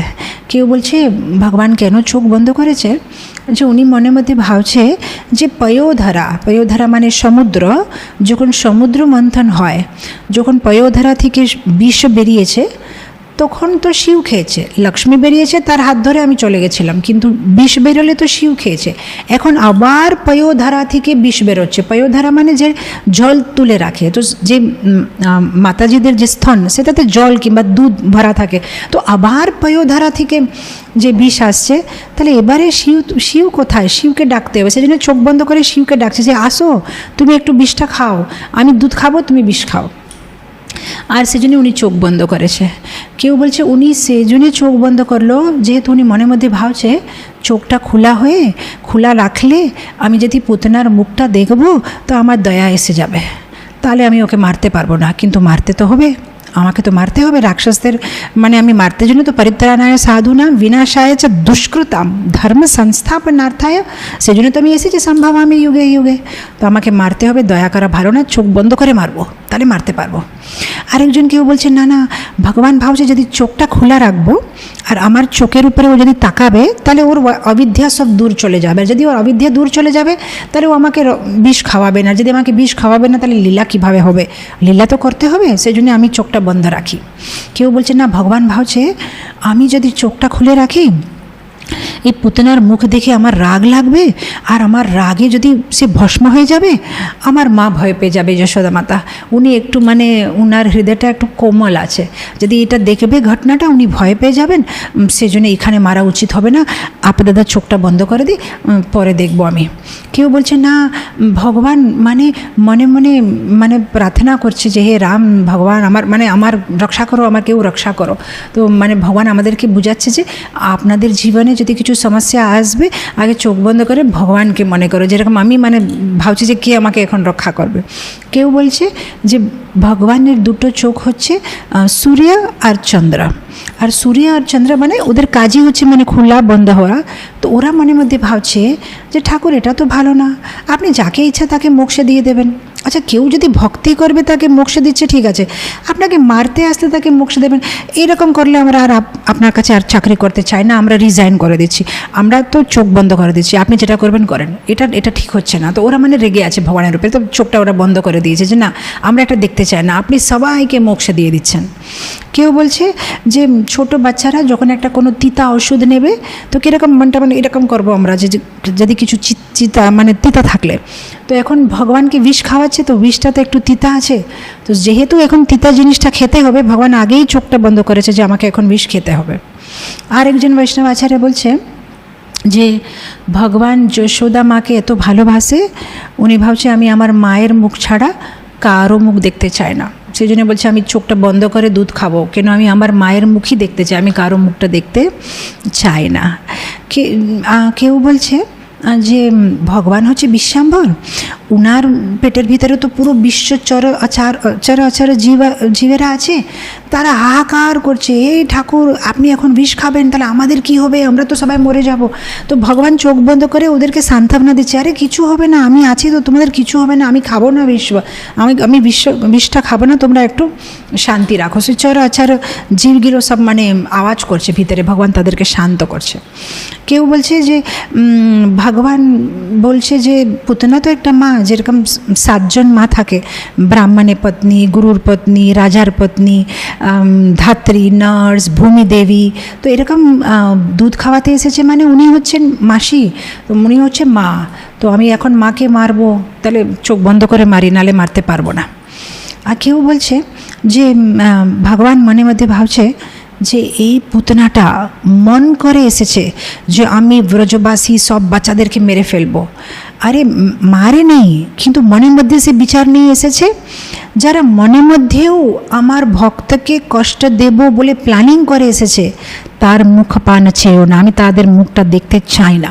যে শুধু মনের মধ্যে প্ল্যানিং করে আসছে যে ব্রজবাসীদেরকে কষ্ট দেবে, যেহেতু আমাদের ব্রজবাসী, আমার ব্রজবাসীরা আমাকে খুবই প্রিয় আছে, তার মুখ আমি দেখতে চাই না। কেউ বলছে কৃষ্ণ হচ্ছে সূর্য সমান, মায়া অন্ধকার, যাহা কৃষ্ণ তাহা মায়ার নেই অধিকার। তো ভগবান বলছে যদি আমি তো সূর্য সমান, আমি যদি চোখ খুলে দেখব তাহলে ও পুতনা মানে সাথে সাথে মানে সব কিছু ভুলে যাবে, আর যে যোগমায়া দিয়ে ওকে মানে আমি করেছি, মানে ওকে কভার করেছি, সে সব খুলে যাবে, আর ও নিজের রূপে চলে আসবে, নিজের রূপে যদি চলে আসবে এখন, তাহলে আমার মা ভয় পেয়ে যাবে, এগুলো এখন করতে নেই, এটা বাইরে গিয়ে করতে হবে। আরেকজন বলছে যে ভগবান ভাবছে যে যদি আমি চোখটা খুলে রাখবো তাহলে ভাববে, তা সে মানে ভাববে যে ও এর একদম ভয় নেই, হ্যাঁ একদম মানে শক্তিশালী বালক। আর যদি চোখটা বন্ধ রাখবো তাহলে পুতনা ভাববে আরে ছোট বাচ্চা ভয়ে চোখ বন্ধ করে দিয়েছে, আর একে মারতে জন্য এত শক্তি লাগবে না, একটু শক্তিতে হয়ে যাবে, তাহলে মানে ও ভালোভাবে আইডিয়া করতে পারবে না যে ভগবানের কত শক্তি আছে। কিন্তু চোখটা খোলা রাখলে ওর একটু আইডিয়া হবে যে আরে এ মনে হচ্ছে শক্তিশালী, তো ওকে মানে ভগবান দেখাতে চাচ্ছে না যে ভগবানের ভিতরে কত শক্তি আছে। আরেকজন বলছে যে ভগবান হচ্ছে পিতা, মাতা পিতা সব কিছু তো ভগবান। আর একটা পিতা অনেক সময় বাচ্চাকে শাস্তি দিতে সময় মানে এরকম করে দেখাবে খুব গভীরভাবে, কিন্তু মনের মধ্যে খুব দুঃখ হয় যে আরে আমি আজকে একে এত বকেছি। তো ভগবান তো হচ্ছে পিতা, উনি মানে পুতনাকে শাস্তি দিতে জন্য তৈরি আছে, কিন্তু বলছে যে আমি দেখতে পারবো না, যখন আমি মানে ওকে মারবো সেই দৃশ্যটা আমি দেখতে পারবো না, যেহেতু উনি হচ্ছেন পিতা, ওনার কত দয়া আছে। আরেকজন বৈষ্ণব আচার্য বলছে যে ভগবান ভাবছেন আমি যদি পুতনাকে দেখব আর চোখটা খোলা রাখবো তাহলে আমি প্রেমে পড়ে যাব, কেন আমরা জানি বৃন্দাবনে বাঁকে বিহারী মন্দির, এখনও যদি আপনি যাবেন বাঁকে বিহারী মন্দিরে, ওরা প্রতি 2 মিনিটে পটটা বন্ধ করে দেবে। কেন? একবার কেউ ভালোবাসা দিয়ে ভগবানকে দেখছিল, একজন ভক্ত দর্শন করার পরে যখন ও চলে যাচ্ছে, ভগবানের নেমে ওর পিছনে চলে যাচ্ছে যে এত ভালোবাসছে আমাকে, আমি এর সাথে থাকবো। তা পূজারী ভগবানকে কানে করে টেনে নিয়ে এসেছে যে কোথায় চলে যাচ্ছেন, এখানে আপনার মন্দির, এখানে থাকতে হবে। তখন থেকে ওদের ভয়, প্রতি 2 মিনিটে ওরা বন্ধ করে দেবে যে যদি ভিড়ের ভিতরে কোনো ভক্ত আছে যে খুব ভালোবাসা করে দেখছে, তাহলে আমাদের ঠাকুর চলে যাবে ওর সাথে। তো এখানে ভগবান বলছে যে আমি যদি পুতনাকে দেখবো আমি ওর প্রেমে পড়ে যাব, কেন আমি তো সবাইকে মানে এমনি ভালোবাসি, সেই জন্য ভগবান বলছে না দেখবো না, আমাকে একে শাস্তি দিতে হবে, আমি দেখবো না। আরেকজন বলছে যে যশোদা মাতা আমি জানি না আপনারা জানেন কি না, কিন্তু গোপাল চম্পুতে একটা খুব সুন্দর একটা ভজন আছে, যে যেখানে যশোদা মাতা যখন মাখন বার করে, যখন মানে ছাঁচকে মানে চার্নিং করে, তখন উনি খুব সুন্দর একটা ভজন গান করে। আর সেই ভজনের ভিতরে উনি বলছেন, ও নারায়ণ, আমার কৃষ্ণকে ভালো বৈষ্ণব বানাবে, যেন আমার কৃষ্ণ একটু ভালো বৈষ্ণব হয়ে ওঠে। তো ভগবান মনের মধ্যে ভাবছে যে আমার মা তো চাই যে আমি একটা ভালো বৈষ্ণব হই, আর বৈষ্ণব মানে অসৎসঙ্গ ত্যাগ, এই বৈষ্ণব। বৈষ্ণব মানে যে অসৎসঙ্গ করবে না, আর পুতনা হচ্ছে অসৎ। তো আমাকে পুতনার সঙ্গ করতে নেই, আমি চোখটা বন্ধ করে দিই। কেউ বলছে যে ভগবান বলছে আমি পুতনার মুখটা দেখব না, যেহেতু ওর ভিতরে কত দম্ভ আছে, কত নাটক করছে। নাটক করার ভক্ত আমার ভাল লাগে না। আচ্ছা, আমার ভক্ত যদি ক্যাপেবল না, কোনো অসুবিধা নেই, আমি তাকে ক্যাপেবল বানাবো, কিন্তু অ্যাক্টিং করবে, সে অ্যাক্টিংয়ে ভক্ত আমার ভাল লাগে না। বলছে না না, আমি এর মুখটা দেখতে চাই না। আরেকজন বলছে যে অ্যাকচুয়ালি ভগবান চোখ বন্ধ করে না, নিমি মহারাজ বন্ধ করে দিয়েছে। এখন নিমি মহারাজকে অ্যাকচুয়ালি চরিত্রতে একটা গল্প আছে কীভাবে যে নিমি মহারাজ উনি খুব ভালো ভক্ত, খুব ভালো রাজা। উনি একবার বশিষ্ঠ মুনিকে বলেছেন যে আমি একটা ভালো যজ্ঞ করতে চাই সর্বের কল্যাণের জন্যে। তো বশিষ্ঠ মুনি বলছে আমি এখন আসতে পারবো না, আমাকে ইন্দ্র ডেকেছে, আমাকে উপরে মানে স্বর্গে যেতে হবে যজ্ঞ করতে, স্বর্গে যজ্ঞ শেষ করে আমি আপনার কাছে আসবো। ঠিক আছে। 1 বছর, 2 বছর, 10 বছর, 20 বছর, অনেক বছর হয়ে গেছে, উনি আসেনি। তখন নিমি মহারাজ ভাবছে যে যখন উনি আসেনি তাহলে থাক, আমি অন্য কারো গৌতম মুনিকে ডেকে দিয়েছে কি আপনি কি যজ্ঞ করবেন, আমার কুলগুরু হচ্ছে বশিষ্ঠ, কিন্তু উনি অনেক বছর থেকে আসেনি ফিরে স্বর্গ থেকে, আপনি করবেন? বলছে হ্যাঁ। তাহলে খুব বিশাল বড় যজ্ঞ আয়োজন হয়, আর সেই যজ্ঞটা 5000 বৎসর কন্টিনিউস, মানে একদিন 2 দিন না, 5000 বর্ষ সেই যজ্ঞ চলতে থাকে। তো যজ্ঞ শেষ হওয়ার পরে যখন যজ্ঞ পূর্ণাহুতি হয়ে গেছে, সবাইকে দান দক্ষিণা দিচ্ছে, গায়ে এটা ওটা দান দিচ্ছে, তখন বশিষ্ঠ মুনি ছুটে ছুটে আসছে, এই নিমি আমি চলে এসেছি, চলো আমরা যজ্ঞ করব। যজ্ঞ করব, যজ্ঞ তো শেষ হয়ে গেছে, এখন যজ্ঞ হয়ে গেলে দেখেন সবাই চলে যাচ্ছে দান টেন নিয়ে। তখন বশিষ্ঠ মানে খুব রেগে যাচ্ছে, বলছে আরে আমি তোমার কুলগুরু, আর তুমি আমাকে না বলে অন্য কারো নিয়ে যজ্ঞ করালে। বলছে আমার কি দোষ, আপনি ছিলেন না। না না, তোমাকে শ্রাপ দিচ্ছি আমি, যাও, তোমার কাছে কোনো শরীর থাকবে না, তুমি আত্মা হয়ে ঘুরবে। তখন নিমি মহারাজ বলছে আমার কোনো দোষ নেই আর আপনি আমাকে শ্রাপ দিলেন, আমি আপনাকে শ্রাপ দিচ্ছি, আপনারই শরীর থাকবে না। তো এরকম দুজন এক দুসরাকে শ্রাপ দিচ্ছে। আর ওখানে গৌতম মুনি আর অন্য মুনিরা ছিলেন, ওরা বলে নিমি তুমি চিন্তা করবে না, আমরা এভাবে মন্ত্র করব, তুমি তোমার শরীরটা ফিরে পাবে। বলছে আমি আর চাই না, এই শ্রাপটা আমি স্বীকার করছি, আমি আর চাই না, শুধু আমি একটা বরদান চাই। বলছে আমি একটা সেবা করতে চাই। বলছে কি? বলছে আমি সর্বজীবের চোখের পাতার উপরে থাকবো, আর আমার কাজ থাকবে সে চোখের পাতাগুলো খোলা বন্ধ করা, খোলা বন্ধ করার। সেভাবে কি হবে, আমারে ভগবানের দর্শন হবে। তো নিমি মহারাজ আমাদের চোখের পাতার উপরে থাকে, নিমি মহারাজ সে চোখটা বন্ধ করে, সে চোখটা খোলা করে, সেটা হচ্ছে ওনার সেবা। তো এখানে যখন নিমি মহারাজ দেখেছে ও এই রাক্ষসী পুতনা এসে ঠাকুরকে কোলে নিয়েছে, এখন যেই ঠাকুর সে রাক্ষসী পুতনার দুধ খাবে, সে পুতনা নিজের রূপে চলে আসলে আমার ছোট্ট কৃষ্ণ ভয় পেয়ে যাবে, সেই জন্য চোখটা বন্ধ রাখলে ভালো হয়, সেই জন্য নিমি মহারাজ চোখের পাতাটা বন্ধ করে দিচ্ছে। তো এরকম সেই জন্যে আপনি দেখবেন ভগবানের নাম হচ্ছে নিমিষ অনিমিষ। বিষ্ণু সহস্র নামে ভগবানকে 2টো নাম দেওয়া হয়েছে। অনিমিষ জগন্নাথ, তার কোনো চোখের পাতাই নেই, কোনো দিন চোখটা এরকম ওরকম করবে না, সবসময় ভক্তদের উপরে দেখবে। আর আবার তার নাম আছে অনিমিষ, আবার নিমিষয় আছে। নিমিষ মানে হ্যাঁ চোখের পাতা সবসময় এরকম এরকম এরকম করতে থাকে। তো 2 নাম আছে। তো মানে ভগবান যখন ভক্তরা কিছু ভালো করে তখন দেখতে থাকে, যখন ভক্তরা কিছু খারাপ করবে তখন ভগবান চোখটা বন্ধ করে দেয়, বলে আমি দেখতে পাচ্ছি না, আমি দেখতে পাচ্ছি না, আমি কিছু দেখি না। তো এরকম অনেক কিছু আছে, কিন্তু আমাদের এখানে একটু শেষ করতে হবে।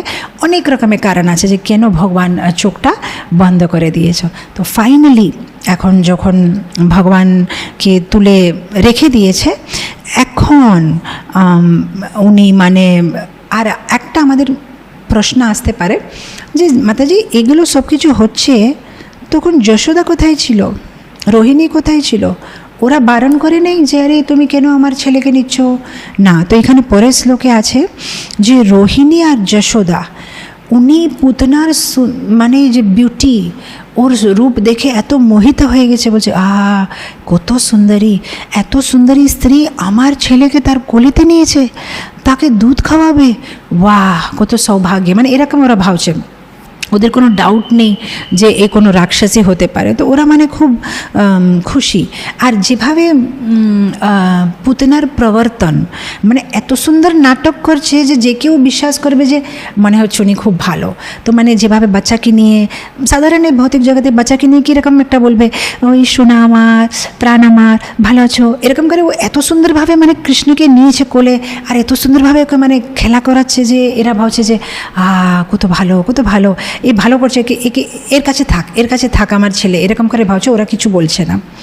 তারপরে ও মাই গড, তারপরে শ্লোকে যাব। তস্মিন স্থানম দুর্জর বীর্যমুলবনাম ঘোরাঙ্কমদায়াম শিশুদাদবাথা গদম कराभ्यम भगवन् प्रपीड्यतात् प्राणे समं रोष समन्विता पिबात। তো যখন ভগবানকে কোলে নিয়েছে এই রাক্ষসীটা এরকম একটা উলবনাম এরকম একটা কালকূট বিষ লাগিয়েছিল তার স্তনে, মানে সাইনাইটের মতন। আপনি দেখবেন বিষে আলাদা আলাদা বিষ আছে। কিছু বিষ আছে যে আপনি বিষ খাওয়ার 2 দিন পরে মানে তার একটা প্রভাব, কিংবা কিছু বিষ আছে যে 1 ঘন্টা, কিন্তু কিছু বিষ এরকম আছে পাওয়ারফুল যে যদি জাস্ট আপনাকে টাচ করেছে মানে সাথে সাথে মরে যাবে 1 সেকেন্ডের ভিতরে। তো কালকূট মানে উলবনাম এত পাওয়ারফুল আছে, জাস্ট একটু মুখকে টাচ করলেই মানে মরে যাবে, এইরকম একটা বিষ উনি লাগিয়েছিল।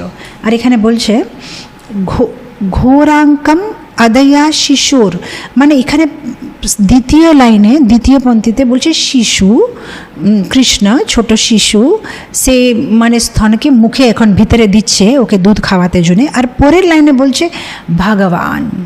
তো এখন এক লাইনে বলছে শিশু, তার পরের লাইনে ইমিডিয়েটলি বলছে ভগবান। যেহেতু যখন কোলে নিয়েছিল তখন শিশুই ছিল, কিন্তু যখন দুধ খাইয়েছে তখন ভগবান রূপটা বেরিয়ে এসেছে। ভগবান মানে ঐশ্বর্য পরিপূর্ণ রূপটা বেরিয়েছে। আর কীভাবে যে পুতনার দুধ না, পুতনার মানে কি বলে জীবন, পুতনার প্রাণ খেয়ে ফেলেছে, পুতনার প্রাণটা তুলে ফেলেছে ভগবান, এরকম করে বলছে। ভগবান উনি ষড়ৈশ্বর্যপূর্ণ, উনার ঐশ্বর্য, বীর্য, যশ, শ্রী, জ্ঞান, বৈরাগ্য, আর সে সব কিছু উনি পুতনাকে প্রদান করেছে। যেহেতু পুতনা ভগবানের সম্পর্কে এসেছে, পুতনা তো ঐশ্বর্য পেয়ে গেছে। উনি কি ঐশ্বর্য পেয়েছে? গোলক পেয়ে গেছে। উনি কি যশ পেয়েছে? 5000 বছর পরেও আমরা আজকে রাত্রে বসে পুতনার গল্প বলছি, এত যশ আছে। সব মানে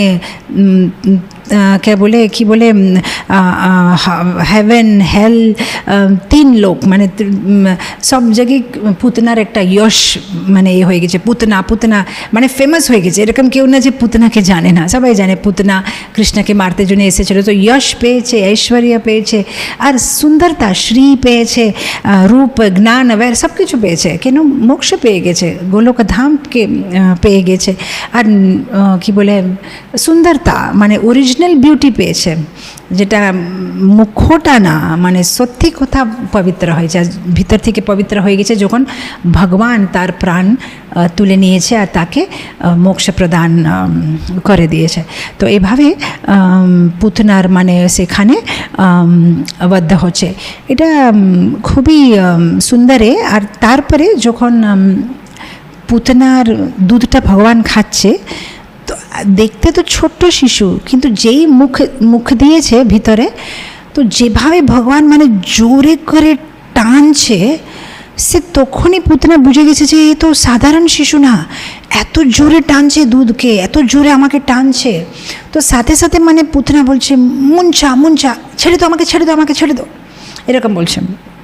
আর বসেছিল তো সে উঠে পড়েছে, আর উঠে ভগবানকে জোরে করে মানে দূরে করতে চেষ্টা করছে, কিন্তু ভগবান এইরকম করে দাঁত দিয়ে ধরে দিয়েছে, সে তাকে বার করতে পারছে না। তো বলছে মুঞ্চা, আমাকে ছাড়ো।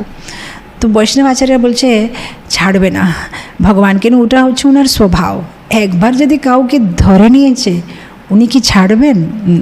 তো ভক্তি সিদ্ধান্ত সরস্বতী ঠাকুর একটা উদাহরণ দিতেন না, যে যেরকম একটা বৃষক কিংবা একটা বলি বৃশ্চিক, একটা সাধুর গল্প আছে কীভাবে একটা বৃশ্চিক জলের ভিতরে ভেসে চলে যাচ্ছিল, মানে মরে যাবে, জলে ডুবে যাবে।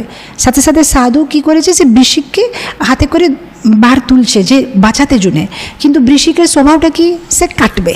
তো সে সাধুকে কাটছে, তো সাধুকে কাটলেও সাধু ছাড়ছে না।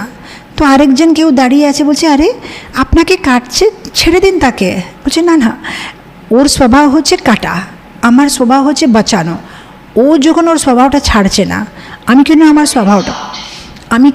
স্বভাবটা ছাড়বো? তো এটা সাধুর একটা স্বভাব যে ও আমার সাথে যেরকমই প্রবর্তন করুক, আমি আমার ভালো স্বভাবটা ছাড়ব না। হতে পারে ওকে আমার উপরে ঈর্ষা আছে, ও আমার সাথে খারাপভাবে কথা বলবে, ব্যবহার করবে, কিন্তু আমি আমার ভালো স্বভাব ছাড়ব না। তো এরকম ভগবানের একটা স্বভাব, একবার কেউ যদি ভগবানের কাছে চলে এসেছে, ভগবান তাকে ছাড়বে না। রামায়ণের একটা গল্প আছে না, কিভাবে ভগবান বিভীষণকে একটা কথা দিয়েছে, বলছে সক্রদেব প্রপন্নায় তব अस्मि ইতি চ याचति অভয়ম দদামি সর্বদা।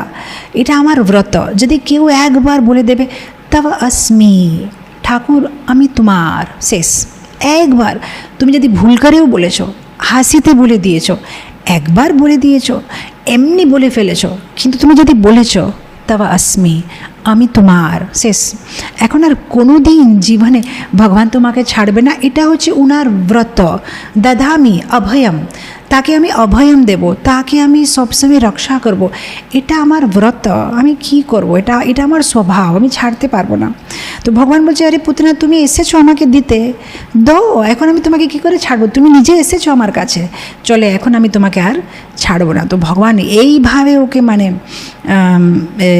ধরেছে যে যতই মানে ও চেষ্টা করছে মুঞ্চ, কিন্তু ভগবান তাকে ছাড়ছে না। যে ভগবানকে যদি ভগবান কারো হাত একবার যদি ধরে নিয়েছে, ভগবান তাকে ছাড়বেন। আর পুতনার মোক্ষ কেন হয়েছে? যেহেতু পুতনা ছিল কৃষ্ণ ভাবনামৃত, বলা যাবে কেন কৃষ্ণ ভাবনামৃত বলতে পারবো এরকম কৃষ্ণ ভাবনামৃত, যেহেতু কৃষ্ণ ভাবনামৃত মানে আমাদের মনের ভিতরে কৃষ্ণকে রাখা। পুতনার মনের ভিতরে কৃষ্ণ ছিল, হাতে কৃষ্ণ ছিল, চোখটা কৃষ্ণের উপরে ছিল, আর কৃষ্ণের নাম শুনছিল। যেহেতু ওখানে সবাই ডাকছে এ কোথায় নিয়ে যাচ্ছ আমাদের লালাকে, আমাদের কান্নাকে, তো কৃষ্ণের নাম শুনছে, কৃষ্ণকে দেখছে, কৃষ্ণকে ধরে আছে, মনের ভিতরে কৃষ্ণকে পুতনা বলছে ছাড়ো আমাকে, কৃষ্ণ আমাকে ছাড়ো। তো মানে পুরো কৃষ্ণ ভাবনামৃত ছিল। আর ভগবান তো নিজেই বলছে यम यम वापि स्मरम भावम त्यजते कलेवरम तम तम विवेति कौन्तेय सदा तद भाव भाविता। শরীর ছাড়ার সময় তুমি যাকে স্মরণ করবে, সে তার ধামে তুমি যাবে। তো এ তো পুরো কৃষ্ণ ভাবনামৃত হয়ে গেছে। তো সেজন্য তো ওকে মানে ধাত্রীর পজিশনটা দেওয়া হয়েছে, আর সে গোলকা বৃন্দাবন গেছে।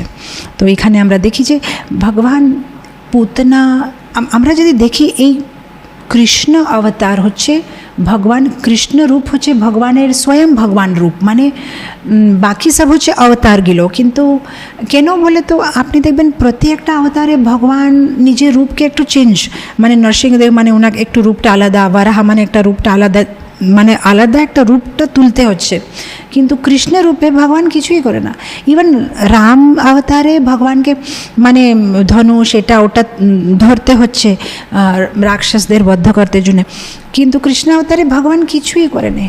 শুধু মানে উনি জাস্ট দুধ খাচ্ছে, পুতনা মরে গেছে, উনি কিছু করেনি। শুধু ঠোঁট দিয়ে পুতনা মেরে গেছে, হাত দিয়ে গলা ধরেছে, তৃণবর্তা মরে গেছে। পায়ে দিয়ে খেলা করছে, সে পায়টা লেগেছে গরু গাড়ির উপরে, সপ্তাসুর মরে গেছে। ছোট্ট উংলিটা তুলেছে, গোবর্ধনকে তুলে নিয়েছে। মুখটা হা করেছে, সে দাবাগ্নি পুরো ভিতরে চলে গেছে। মানে হাতে কিছু নেই, শুধু মানে একটা গল্প আছে না যে রাধারানী কৃষ্ণকে বলছে যে তুমি কাউকে মারবে না, তো কৃষ্ণ বলছে আমি তো কাউকে কিছু করিনি, আমাকে ও আকাশে ঘুরতে নিয়ে গেছিলো, আমি শুধু মামার গলা ধরেছিলাম তৃণবর্তা, কিন্তু উনি আমার ভার সহ্য করতে পারলেন না, উনি পড়ে গেছে, আমি কি করব? মাসি এসেছিল দুধ খাওয়াতে, আমি দুধ খেলাম, দুধ খেতে খেতে মাসি যদি মরে গেছে, আমি কি করব? আমি তো কিছু করি না। এই গল্পটা অ্যাকচুয়ালি গোপাল চম্পুতে আসে। যখন দামোদর লীলা হয় আর নলকুবের আর মণিগ্রীবা যে দুজন বৃক্ষ হয়ে গেছিলো তাদের উদ্ধার হয়ে যায়, তো তারপরে ওরা গোলক বৃন্দাবন যায়। আর সেখানে জীব গোস্বামী লিখছে যে ওরা প্রতিদিন সেখানে কৃষ্ণকথা গান করে, প্রতিদিন সকলে সবাই জমা হবে, ও বলে আজকে গোকুলে এরকম হয়েছে, আজকে গোকুলে এরকম হয়েছিল। তো ওরা তো সব কিছু সাক্ষী, মানে সাক্ষী, ওরা তো সব দেখেছিল গোকুলে, সব লীলাগিরি ওদের চোখের সামনে হয়েছে। তো খুব সুন্দরভাবে ওরা বলে যে রাধারানীকে কৃষ্ণ বলছে আমি কিছু করি না, আমি কাউকে মারি না, আমি দুধ খাচ্ছিলাম, ও মরে গেছে, আমি কি করব, আমি শুধু দুধ খাওয়াতে এসে যে দুধ খেলাম, আমি তো কিছু করি না। তো এরকম আমরা দেখি যে কৃষ্ণ স্বয়ং ভগবান, উনি কিছু না করে শরীরে জাস্ট উনার যে ডিফারেন্ট মানে অঙ্গ আছে সেটা দিয়ে মানে লীলাগুলো হয়ে যাচ্ছে, কিন্তু উনি বিশেষভাবে কিছু করার চেষ্টা করছে না, বাস এমনি সব কিছু হয়ে যাচ্ছে। তো আমি ভাবছি যে এখানে আমি একটু বিরাম দেব, আর কালকে আমরা এখান থেকে কন্টিনিউ করব, কেন আজকে আমাকে আরেকটা 8:15 অলরেডি হয়ে গেছে আর আমাকে আরেকটা কাজে আছে। তো এখানে আমরা স্টপ করব। আমরা স্টপ করেছি শ্লোকা নম্বর 10, আর কালকে চেষ্টা করব যে পুতনা লীলাটা আমরা শেষ করব, আর পরে অন্য কোনো দিন একটা আরও ডিফারেন্ট অসুরদের লীলা আমরা নিতে পারবো। তো আজকে এখানে স্টপ করি, কালকে আমরা এখান থেকে আবার কন্টিনিউ করব। কালকে আমরা দেখব যে পুতনা মুঞ্চ বলছে ভগবান পুতনাকে ছেড়েছে কি ছেড়ে না, আর শেষে পুতনার কীভাবে বদ্ধ হয়েছে, আর শেষে পুতনার যে ক্রিয়াকর্ম কীভাবে হচ্ছে। আর যখন পুতনা কৃষ্ণকে নিয়ে চলে গেছে তখন যশোদা মাতার একটা মনোভাব কী, সেখানে ব্রিজবাসীদের মনোভাব কী, কী হয়েছে তখন, কি ওরা কাঁদছিল, কি ওরা পড়ে গেছে, না কি হয়েছে ব্রজে, কি হয়েছে গোকুলে, সেটা আমরা কালকে দেখব। আজকে এখানে বিরাম দিই। জগৎগুরু শিলা প্রভুপাদ কি জয়। হরে কৃষ্ণ।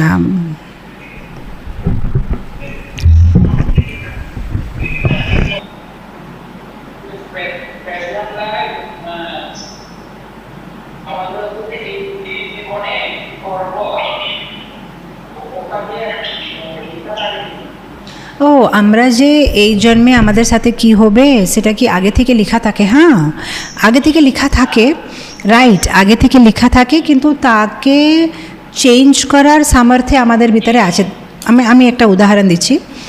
আমি এখান থেকে পুনা যেতে জন্য টিকিট কিনেছি, এখন আমি পুনা যেতে জন্য টিকিট কিনে নিলাম, তো আমার অলরেডি টিকিট আছে, আমি এখন কোন ফ্লাইটে বসবো, আমার সিট নাম্বার কি আছে, সব কিছু আগে থেকে হয়ে গেছে, কেন আমি তো অলরেডি টিকিট নিয়ে নিয়েছি। এখন আমাকে অন্য ফ্লাইটে যেতে পারবো না, আমাকে ওই ফ্লাইটে যেতে হবে, আর আমার সিট নাম্বারটা লিখে দিয়েছে ওরা যে আমি সিট নাম্বার 2 আছে আমাকে ওখানেই বসতে হবে। কিন্তু ফ্লাইটে বসার পরে আমি কি ঘুমাবো, না আমি কিছু খাবো, না বই পড়বো, না জব করব, না পাশের লোক সাথে ঝগড়া করব, এটা লেখা নেই, এটা আমার ইচ্ছা, আমি কি করব। কিন্তু কোন ফ্লাইটে ওগুলো সব লেখা আছে, তার মানে আমি যে মেয়ে শরীরটা পাবো সেটা লেখা আছে, কেন পূর্বতে আমি কিছু কর্ম করেছি তার হিসাবে আমি এই শরীরটা পেয়েছি। আমার চোখ এরকম থাকবে, আমার নাক এরকম, এগুলো সব কিছু লেখা আছে, আমি কিছু করতে পারবো না। আমি এ পতি পাবো, এই আমার বাচ্চারা এরকম হবে, আমার মা বাবারা এরকম হবে, আমি গুজরাটি কুটুম্বে জন্ম নেব, আমি গুজরাটে, এগুলো সব কিছু লেখা আছে। কিন্তু এই জন্ম পাওয়ার পরে এখন আমি ভক্তি করব না আমি কুকাজ করব, সেটা আমার ইচ্ছা। সো ভগবান সে স্বতন্ত্রতা আমাদেরকে দিয়েছে। তো অনেক কিছু মানে অলরেডি লেখা আছে, কিন্তু তারপরে প্লেনের বসার পরে আমি কি করব সেটা আমার উপরে ছেড়ে দিয়েছে। তো এখন কিছু কিছু তো অলরেডি জীবনে লেখা আছে, কিন্তু এখনও যদি আমরা ভক্তি করব তাহলে আমাদের হাতের যে রেখাগুলো সে চেঞ্জ হয়ে যাবে, যেটা যেটা আমাদের মানে এ আছে চেঞ্জ হতে থাকবে। আমাদের পূর্বতে করা সব পাপকর্ম সর্ব পাপ প্রণাশনম, আমরা কালকে ভাগবতের শ্লোকটা শুনলাম না, যে যদি কেউ প্রণাম করবে, কেউ নাম সংকীর্তন করবে, সে সব দুঃখ থেকে, সব পাপ থেকে বিমুক্ত হয়ে যাব। তো ধীরে ধীরে আমাদের ভাগ্যে মানে ভালো হয়ে যাবে। মানে প্লেনের ভিতরেই আছি, কিন্তু যেহেতু এখন আমি ভালো কর্ম করছি, আমি ইকোনমি ক্লাসে ছিলাম, তা ধীরে ধীরে আমাকে বিজনেস ক্লাসে টিকিট দিয়ে দিয়েছে। এখন প্লেনের ভিতরে আগে পিছনে বসেছিলাম, এখন আমাকে আগে বসতে বলেছে। তা কিছুক্ষণ পরে আমি আরও ভালোভাবে ব্যবহার করছি, তা এয়ার হোস্টেস আমাকে একটু অ্যাপল নিয়ে এসে দিয়েছে, বানানা নিয়ে এসে দিয়েছে, কেউ এসে আমাকে হাওয়া করছে, মানে সব রকমের মানে আমার ফেসিলিটি বাড়তে থাকছে। এরকম প্লেনের ভিতরেই আছি, কিন্তু প্লেনের ভিতরে আমার জীবনটা আমি ভালো করতে পারবো। তো কর্মের হিসাবেই জীবনটা থাকবে, কিন্তু সেই তার ভিতরেও আমি আমার জীবনটাকে আরও সুন্দর, আরও ভালো করতে পারবো যদি আমি ভালোভাবে ভক্তি করব, ভক্তদের সঙ্গ নেব, হরিনাম করব। তাহলে আমি ধীরে ধীরে পূর্বের সব কর্ম থেকে ধীরে ধীরে ধীরে ধীরে, আর যখন খুবই সুন্দর কর্ম করব তখন কি হবে, তখন ধীরে করে ফ্লাইটটা নেমে যাবে আর ভগবানের ফ্লাইটে বসে চলে যাব আমি গোলক বৃন্দাবন। বুঝতে পেরেছেন না আমি যেটা বললাম? না, বৈশিষ্ট্য মুনিকে শ্রাপ দিয়েছে, কিন্তু তারপরে বৈশিষ্ট্য মুনি সে শ্রাপে থেকে মুক্ত হয়ে গেছে। এটা আলাদা একটা গল্প আছে, তো কীভাবে বৈশিষ্ট্য মুনি তারপরে সে শ্রাপ থেকে মুক্ত হয়ে গেছে। ও ভক্তদের মধ্যে গোপীরা কেন শ্রেষ্ঠ? যেহেতু গোপীদের প্রেম হচ্ছে আনকন্ডিশনাল, ওরা ভগবানকে খুব বেশি ভালোবাসে, ওরা ভগবানের কাছে কিছু চায় না, ওরা ভগবানকে দিতে চায়, আর ভগবানের আনন্দের জন্য ওরা যে কিছু করতে জন্য প্রস্তুত। তো গোপীদের একটা নারদমুনির গল্প আছে না, কীভাবে নারদমুনি জিজ্ঞেস করেছে ভগবানকে, আপনাদের গোপী কেন এত ভালো লাগে, গোপীরা কেন শ্রেষ্ঠ? তখন ভগবান বলছে সে কথাগুলো পরে বলবো, আগে আমার মাথার খুব ব্যথা আছে, একটা কাজ করো, কিছু ঔষধ। বলছে কী ঔষধ নিয়ে আসবো? বলছে আমার মাথার ব্যথাটা শেষ হতে জন্য কোনো ভক্তের চরণের ধুলি নিয়ে আসো। তখন নারদমুনি পুরো বিশ্বতে যায়, সবাইকে বলে আপনি তো ভগবানের ভক্ত। হ্যাঁ হ্যাঁ ভক্ত, একটু ধুলি দেবেন, ভগবানের মাথাতে লাগাবো। বলছে মাথা খারাপ আছে নাকি, ভগবানের মাথাতে ধুলি, আমার পায়ের ধুলি ভগবানের মাথাতে? না না না না, আমি দেবো না, আমি দেবো না, নরকে যাব, আমি নরকে যাব এরকম কাজ করলে। তো গোপীদেরকে গিয়ে বলছে যে ভগবানের মাথা ব্যথা হচ্ছে, আপনি একটু চরণে ধুলি দেবেন? গোপীরা বলছে হ্যাঁ দেবো। নো নো নো, আমার চরণে ধুলি, নো নো আমার চরণে ধুলি নো। তখন নারদমুনি বলছে আরে আপনাদের ভয় নেই, নরকে যাবেন, ভগবানকে আপনি আপনার পায়ের ধুলি দিচ্ছেন। বলছে তাতে কি আছে, আমরা জীবনের পরে জীবনের নরকে থাকবো, যদি ভগবান কৃষ্ণের মাথা ব্যথা যদি আমরা দূর করতে পারি তো আমরা পুরো জীবন নরকে থাকবো, কোনো অসুবিধা নেই। তখন নারদমুনি মনে মধ্যে ভাবছে যে হ্যাঁ সেই জন্য গোপীরা ভগবানকে এত প্রিয় আছে, ওরা ভগবানের জন্য যে কিছু মানে করতে প্রস্তুত আছে, নিজের সুখ দুঃখ আরাম কিছু কোনো ধ্যান নেই। কি করে কৃষ্ণকে আনন্দ দেব, কি করে কৃষ্ণকে, ওরা যদি সাজে, ওরা সাজানো এটা না যে আমি দেখতে সুন্দর লাগছি কি না, কৃষ্ণ আমাকে দেখে কি আনন্দ পাবে, আমি যদি এটা পরবো কৃষ্ণ কি আনন্দ পাবে, আমি যদি এটা সাজবো কৃষ্ণের ভালো লাগবে। তো সবসময় কৃষ্ণের জন্য ওদের জীবন ধন প্রাণ প্রত্যেকটা শ্বাসে কৃষ্ণ আছে, কিভাবে কৃষ্ণকে আনন্দ দেব, কিভাবে কৃষ্ণকে। সেজন্য তো ভগবান বলছে যে গোপীরা আমাকে যত ভালোবাসে তাদের ঋণটা আমি কোনোদিন চুক্ত করতে পারবো না, এত বেশি আমাকে গোপীরা ভালোবাসে। সেই লজ্জাতে ভগবান মানে মথুরাতে চলে গেছে যে আপনারা যেভাবে আমাকে ভালোবাসা দিচ্ছেন, আমি তো গীতাতে বলেছিলাম যে যথামা প্রপদ্যন্তে, যে আমাকে যেভাবে ভালোবাসে তাকে আমি সেভাবে ভালোবাসি, কিন্তু আমি মানে কী বলছে আমি এখানে ফেল হয়ে গেছি, কেন আপনারা এত বেশি ভালোবাসছে, আমি ফিরে এত দিতে পারছি না, আমি হেরে গেছি, আমি আপনাদের মানে ঋণী হয়ে থাকবো পুরো জীবন।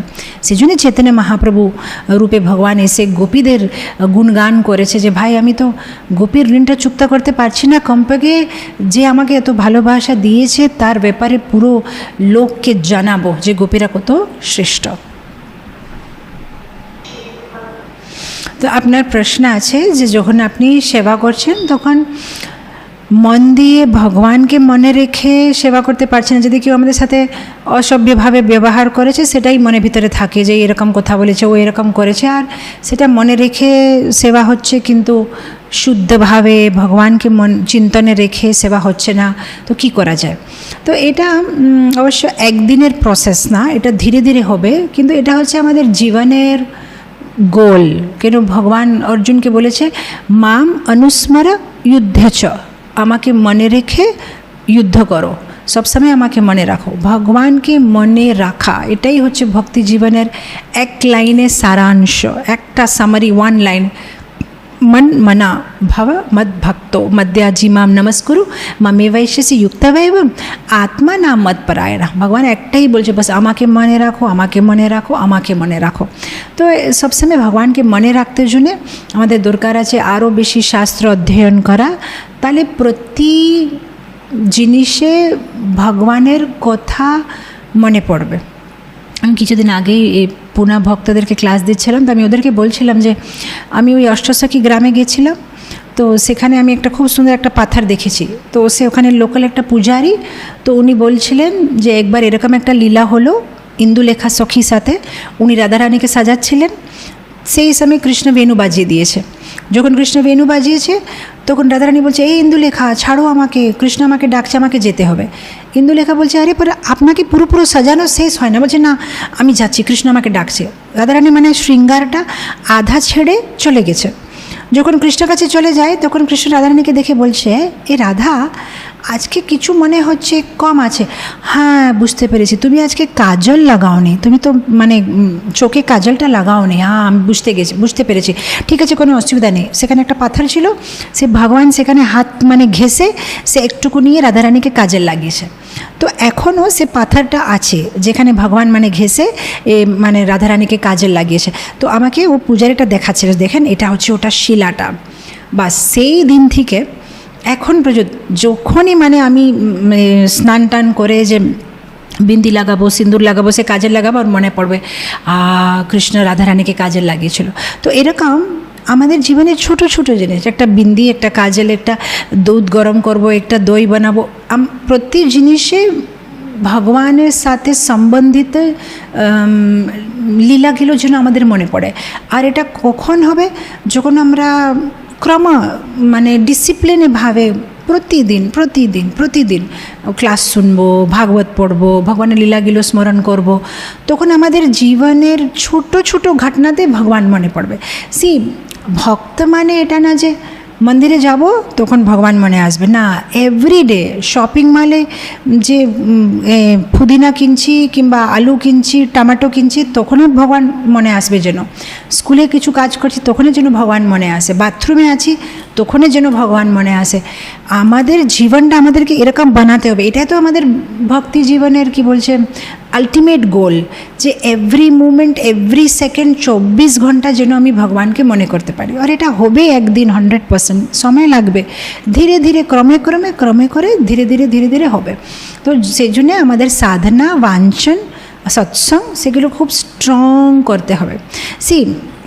আমি যদি এখানে আমি যদি খুব সুন্দর সোয়েটার পরে আছি, অনেক সোয়েটার, একটা সোয়েটার তার উপরে আরেকটা জ্যাকেট, তার উপরে আরেকটা করে শাল, এখন যদি বাইরে ঠান্ডা আছে আমাকে ঠান্ডা লাগবে না, কেন আমি সোয়েটার পরেছি, জ্যাকেট পরেছি, শাল পরেছি।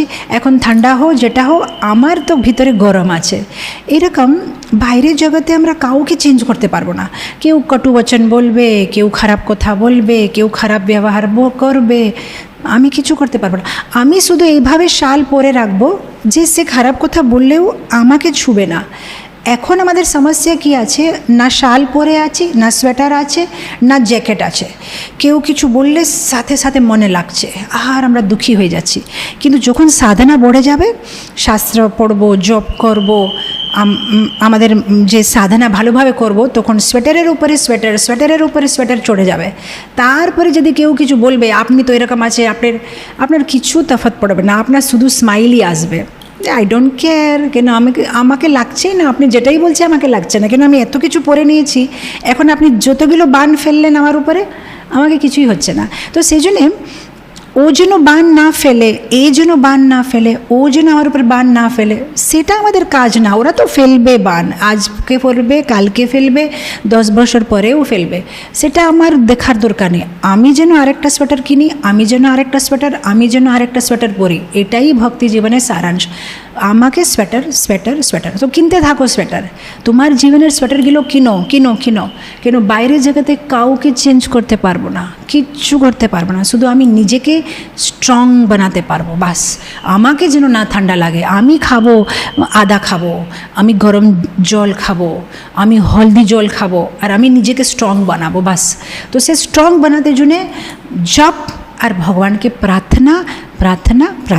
ও কৃষ্ণ, দাদা আমি উইক আছি, কেউ যদি কিছু বলে আমার গায়ে লাগে, আমার মন খারাপ হয়ে যায়, কিন্তু আমার একটা বিশ্বাস যে আমি যদি তোমার প্রার্থনা করতে থাকি, এক না একদিন আপনি আমাকে স্ট্রং বানাবেন, যে যদি কেউ কিছু বলে আমার কিছু তফাৎ পড়ে না। আমার ভক্তাষ্টকম, আমি এটার ব্যাপারে খুব বিস্তারে ব্যাখ্যা করেছিলাম যে কিভাবে যখন আমরা ভক্তিতে আগে আগে আগে যাই, কে কি বলছে, কে কি করছে, সেটা ধীরে ধীরে আর আমাদেরকে তফাৎ পড়ে না। যখন আমরা উইক থাকি তখন অনেক দুঃখ লাগে, কেন এখনও শরীরের সাথে একটা আছে, আমি নিতাই সেবিনী, আমাকে আপনি এরকম বলেন আমাকে। কিন্তু যখন আমরা ধীরে ধীরে ধীরে ধীরে ভক্তিতে আগে বাড়ব, আমি নিতাই সেবিনী এটা চলে যাবে, আমি কৃষ্ণ দাস, আমি দাস, আমি তো দাসানু দাসানু দাস, আমি দাসানু দাসানু দাসানু দাসানু দাস। তো আপনি তো আমাকে যেটা ইচ্ছা বলতে পারবেন না, আমি তো কিছুই না, আপনি যেটা ইচ্ছা, আমি তো এক খুব মানে সেই জন্যই তো চৈতন্য মহাপ্রভু বারবার ত্রিনাদাপি শুনেছে না, ত্রিনাদাপি শুনেছে না, তারপর আপনি সহি শোনা আমানি না মানা দেন কীর্তনে। যেহেতু উনি জানেন ষোলোমালা করতে পারছি না, এরকম সমস্যা আমাদের জীবনে নেই। এ বললে সহ্য করতে পারছে না, ও অপমান করলে মনে লাগছে এই এরকম বলেছে, খারাপ লেগে গেছে, এটাই ভক্তি জীবনের সমস্যা। ষোলোমালা তো এমনি হয়ে যায়, হাসতে হাসতে ও কোথায় 1.5 আওয়ার ভিতরে মালা হয়ে যায়, এটা বড় কথা না। পেঁয়াজ লসুন বাদ দেওয়া বড় কথা না, টি কফি বাদ দেওয়া বড় কথা না, নিরামিষ খাওয়া বড় কথা না। সবথেকে বড় কথা হচ্ছে এইরকম বলেছে, ও এরকম বলেছে, এইরকম করে ব্যবহার করেছে, ও এরকম ব্যবহার, সে তা নিয়ে ব্যস্ত ব্যস্ত ব্যস্ত যে মেন গোল জীবনে, সেটা ভুলে যাচ্ছি আমরা।